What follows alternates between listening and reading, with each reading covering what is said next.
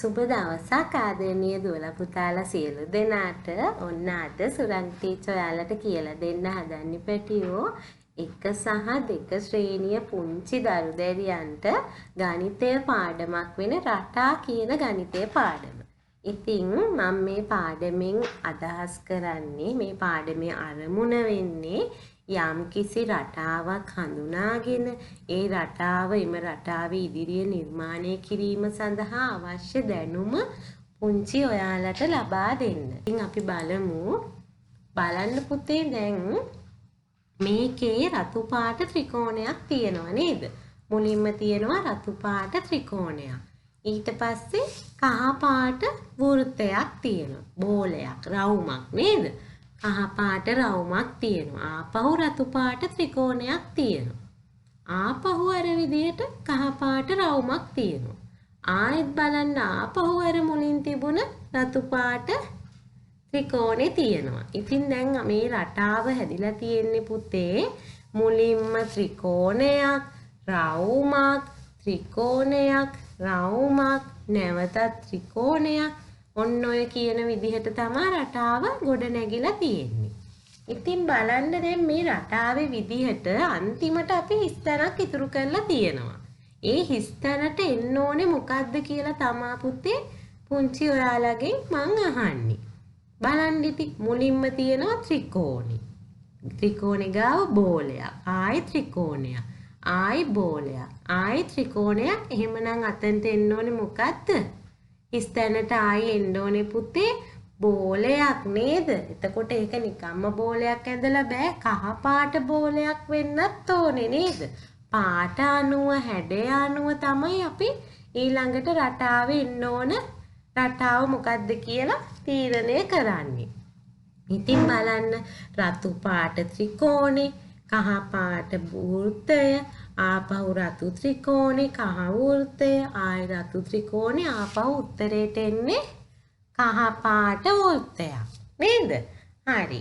බලන්නකෝ මේ වගේ අපි තව උදාහරණ කීපයක් බලමු. බලන්න මේවා ඔයාලා කන්න ආස දේවල් නේද පුතේ? ඇපල් ගෙඩියකුයි, දොඩම් ගෙඩියකුයි, ආපහු ඇපල් ගෙඩියකුයි. ඊට පස්සේ ඔන්න හිස් තැනට එන්න ඕනේ යාළුවා කවුද?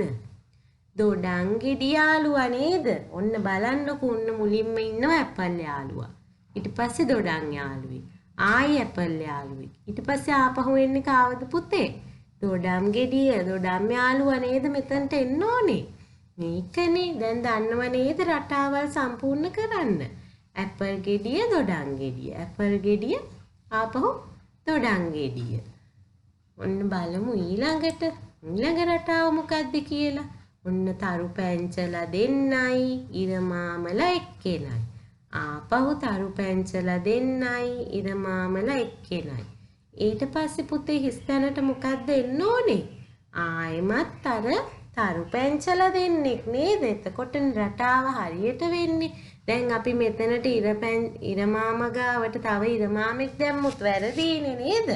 ඉරමාමලා එක්කෙනයි තරු පැංචලා දෙන්නයි. ආයෙත් ඉරමාමලා එක්කෙනයි තරු පැංචලා දෙන්නයි. ඔන්න ඔය විදිහට තමයි මේ රටාව නිර්මාණය වෙලා තියෙන්නේ. අපි බලමු ඊළඟ රටාව උදාහරණ 3. කුරුළු පැංචයි සරුංගලයයි. කුරුළු පැංචයි සරුංගලයයි. ආයි කවුද එන්නේ පුතේ හිස්තැනට? ඔව් හරි ඔයාලා කිව්වා කුරුළු පැංචා නේද? ඔන්න ආයෙත් බලමු කුරුළු පැංචයි සරුංගලයයි. කුරුළු පැංචයි සරුංගලයයි ආපහු පුතේ කුරුළු පැංචෙක් තමයි මේ හිස්තැනට එන්නේ නේද? හොඳයි මගේ පුංචි පුතාලා හරිම දක්ෂයි. දක්ෂ විදියට උත්තර දෙනවා නේද? මාත් එක්කම මේවට උත්තර දෙන්න ඕනේ. ඔන්න බලන්නකෝ නිල් පාට ත්‍රිකෝණ 1යි, කොළ පාට ත්‍රිකෝණ 1යි. ඒ කොළ පාට ත්‍රිකෝණේ පුතේ අනිත් අතට තියෙන්නේ නේද? අර මුල්ල පහළට තියෙන්නේ නේ උඩ පැත්තට නෙමෙයි එක යට අතට හිටවලා තියෙන්නේ නේද?